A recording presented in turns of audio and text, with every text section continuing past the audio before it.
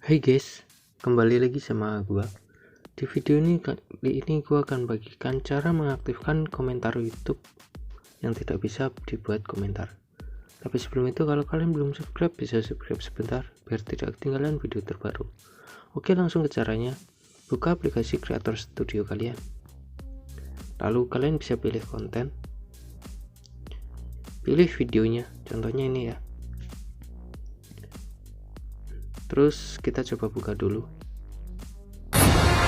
Nah, ini kan nggak bisa buat komentar ya, comment are turned off. Jadi untuk menyalakan komentarnya, kalian bisa pilih videonya lalu pilih edit di atas. Kalian pilih ini ya, text, kategori, comment and more. Geser ke bawah, pilih disable comment, lalu kalian pilih allow all comment, allow all. Terus kembali, terus save. Lalu kalian bisa buka videonya.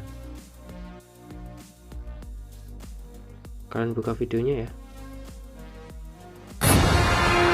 Nah, ini udah bisa dibuat komentar. Kalian bisa bebas mau komentar apa. Seperti itu cara mengaktifkan komentar yang mati di YouTube. Semoga bermanfaat dan sampai jumpa.